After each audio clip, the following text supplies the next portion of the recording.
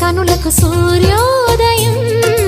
అటు ఇటు తిరుగుతూ అలిసిన మనసుకు చంద్రోదయం, రెండు కలిసి ఒకసారి